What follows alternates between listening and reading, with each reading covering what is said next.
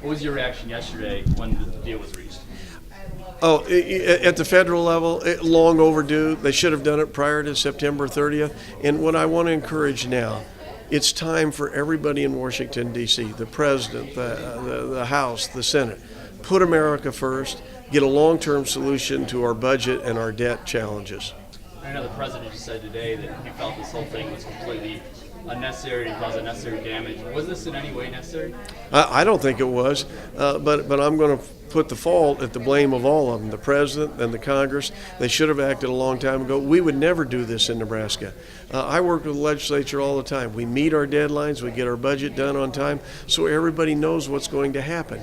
And they should put America first, get to a long-term budget, and they need to do it before Christmas. Let's don't repeat this again. And as a Republican, do you feel at a national level the party's kind of in a disarray right now? I think both parties are in a disarray right now, and they ought to look at the governors all across America. We get the job done on time.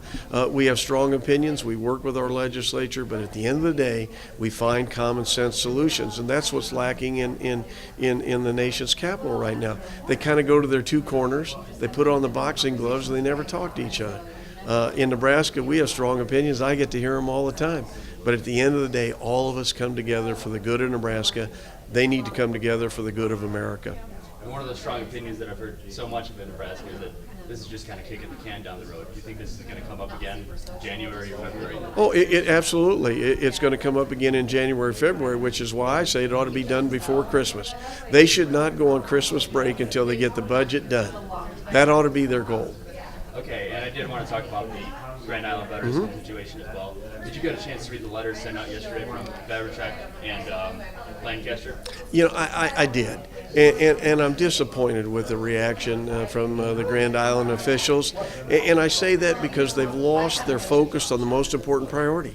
It's a new veterans home for our veterans. We've got a 126-year-old facility that's outdated, outmoded, needs to be torn down. Right now we ask 17 or 18 veterans to share one bathroom. Let's remember what this is all about. Veterans first, a new veterans home. Regardless of the location, we should be supporting federal funding for our veterans. Are you going to issue another letter in response? No, I don't think we need to do that. My focus is on getting the federal funding for the new veterans home, which will be in Kearney. And remember, we went through a process, a very open and fair process. Kearney came in first, Hastings second, Grand Island was a distant third. And last legislative session, they testified they were for a veterans home. Now they seem to be saying, well, only if it's in Grand Island. That's being very selfish. And it seemed that Beverchek did kind of distance himself from Chuda, but he didn't necessarily condemn him. Were you disappointed in that? Well, I've been very upfront about what the Veteran Service Officer did. He sent a letter to the Secretary of the Veterans Affairs saying don't fund a new facility in Nebraska. That's outrageous for a Veteran Service Officer to do. I condemn his actions, and I will continue to condemn his actions. Well, I know what's next for me. We're working with the Secretary of the Veterans Affairs in the nation's capital. We want federal funding for this process. I've already secured the state funding. I want to move forward with a new veterans home. Our veterans deserve it. I'm a veteran. I know what these men and women have gone through. They defended our country. They deserve the very best facility we can give them. Is it a pleasure for you to speak at an event like this? It's just exciting for me personally to hear these stories from Jake, Amanda, what this Exarban Scholarship meant to them. They're the future of Nebraska. They have great positive stories. They've overcome many challenges to get to where they are today. That's what the Exarban Scholarship, these educational scholarships are all about, to give young people in our state the opportunity to get a higher education. It's been one of the most important priorities since I've been governor, and I'm going to continue to focus on it.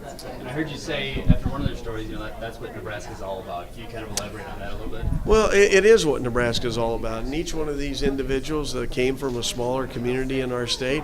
I grew up in several small communities, and it shows the great education that we give young people all across the state, and then to have an opportunity to go on to higher education that not everyone does, thanks to Exarban. that's something we want to applaud. I'm especially proud of these young students. And I know you said you were interested in bringing this event to Kearney this time around. Is this something that you were asked to do, or is this something you kind of jumped at? No, I've been talking to Exarban for the last couple of years. I said, you guys have a great story to tell, but you never get out and get the word out, and I'll help you do it if you want. And Jonathan Burt's the new executive director, the head of the organization, and he said, hey, I'll take you up on it. I said, well, we're going to do it out in central Nebraska. I don't care which community you want to do it in, and I want you to invite several students to come back and share their story. So that's what prompted all of this.